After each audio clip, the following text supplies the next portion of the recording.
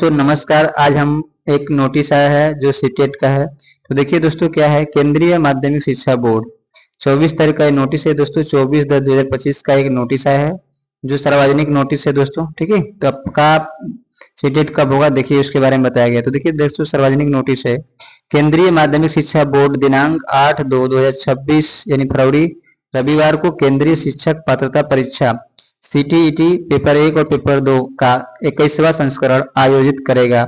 यह परीक्षा देश भर के 132 शहरों में 20 भाषाओं में आयोजित की जाएगी।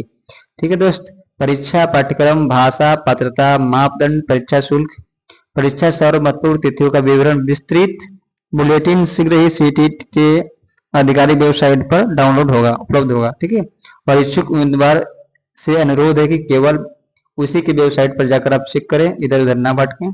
ठीक है दोस्तों, अब हम लोग समझेंगे कि सीटेट पास होने के लिए इस कैटेगरी को कितने नंबर चाहिए। ठीक है दोस्त, तो चलिए हम लोग देखते हैं इस कैटेगरी को कितने नंबर चाहिए और कौन कौन सा सब्जेक्ट होता है और सीटेट कैसे पास करने का स्ट्रेटजी क्या है दोस्तों। तो चलिए देख लेते हैं दोस्तों। देखिए सबसे पहले दोस्तों देखेंगे सीटी कुल 150 अंक का होता है दोस्तों। कितने अंक का होता है दोस्तों? 150 अंक का होता है। कितने का? 150 अंक का, जिसमें से सामान्य वर्ग के लिए आपको 90 अंक। ठीक है, सामान्य वर्ग मतलब जनरल कैटेगरी के लिए 90 अंक और अन्य आरक्षित श्रेणियां जैसे ओबीसी, एसटी, एसटी के उम्मीदवारों के पास होने के लिए 150 में से 82 अंक दोस्तों। कितना दोस्तों? 82 अंक यानी 55% प्राप्त करने होंगे। ठीक है दोस्त, जनरल के लिए 60 नंबर, अरे 60% 90 नंबर, और ओबीसी के लिए दोस्तों 82 अंक यानी 55%। ये दोनों कैटेगरी समझ गए। अब नोट में सिर्फ देख लीजिए, यह सिर्फ सीटेट परीक्षा पास करने के लिए न्यूनतम अंक है दोस्तों, केवल पास होना पड़ता है इसमें दोस्तों। इसमें ये नहीं होता है कि आप इतना मेड बनेगा, ऐसे बनेगा, वैसे बनेगा। केवल आपका जो कैटेगरी है उसके अनुसार आपको क्या होना पड़ेगा दोस्तों? पास होना पड़ेगा। ये तो आपका पास होने की कैटेगरी। ठीक है, इसमें दोस्तों एक फायदा होता है कि नेगेटिव मार्क्स नहीं होती है दोस्तों। ठीक है, नो नेगेटिव मार्क। तो अब हम लोग समझेंगे सीटेट फर्स्ट में कौन सा सब्जेक्ट होता है, और सीटेट यानी कि 1 से 5 तक में कौन सा सब्जेक्ट होता है उसको देखेंगे दोस्तों, और 6 से 8 में कौन सा होता है उसको देखेंगे। बाद में हम बताएंगे किस सब्जेक्ट में आप ध्यान देंगे। पूरा वीडियो देखेंगे तो आपको समझ में आएगा दोस्तों कि कौन सा विषय मैं भी सीटेट कैसे पास हुआ हूँ दोस्तों, उसको बताएंगे हम। चलिए तो सबसे पहले हम लोग समझ लेते हैं दोस्तों कि सीटेट फर्स्ट में कौन कौन सा, सीटेट यानी सीटेट 1 में कौन कौन सा सब्जेक्ट होता है। देखिए दोस्तों सीटेट 1 में कौन कौन सा सब्जेक्ट होता है। देखिए दोस्तों आपका है पहला, ये देखिए हम पास 2022 में है दोस्तों, ओबीसी कैटेगरी से 90 नंबर है।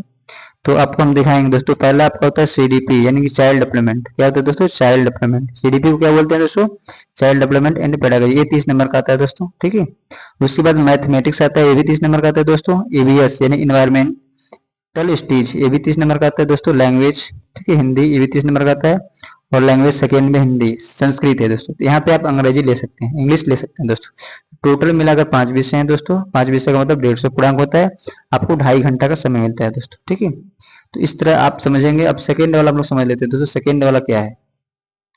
तो देखिए दोस्तों सेकेंड वाला में भी कोई ज्यादा चेंज नहीं है। देखिए यहाँ पे भी पहले सीडीपी 30 नंबर का रहेगा। ठीक है, चाइल्ड डेवलपमेंट 30 नंबर का। यहाँ पे देखिए सोशल साइंस, यानी कि जो सोशल साइंस यानी जो एसएसटी से बच्चे होते हैं उनके लिए 60 नंबर का आता है दोस्तों। क्या आता है उनके लिए? 60 नंबर का आता है। ठीक है, एसएसटी 60 नंबर का। अगर कोई बीएससी किया होगा तो उसके लिए आपको यहाँ पे मैथ और साइंस रहेगा 60 नंबर। बाकी हिंदी तो वही रहेगा दोस्तों, संस्कृत रहेगा। अगर आपका इच्छा है तो संस्कृत या अंग्रेजी ले सकते हैं। ये दोस्तों क्वालिफाइड मार्क्स था। ठीक है, अब हम लोग देखिए बच्चे फेल कहाँ होते हैं दोस्तों। देखिए बच्चे तो घबरा जाते हैं कि यार एसएसटी पढ़ना है, ये पढ़ना है, 26 से पढ़ना। आप देखिए गलती कहाँ करते हैं कि आप लैंग्वेज पर विशेष ध्यान नहीं देते हैं, जबकि यही सबसे बड़ा गलती होता है। जबकि लैंग्वेज बहुत आसान होता है, उसमें पैराग्राफ आता है। अगर आप अच्छा से पैराग्राफ को पढ़कर हल कर सकते हैं तो आप जल्दी पास होंगे। देखिए दोस्तों अगर कोई भी परीक्षा देने जाते हैं तो पहले उसका स्ट्रेटेजी समझना चाहिए। ठीक है, अगर आप लैंग्वेज पर विशेष ध्यान देंगे तो आप सफल हो सकते हैं।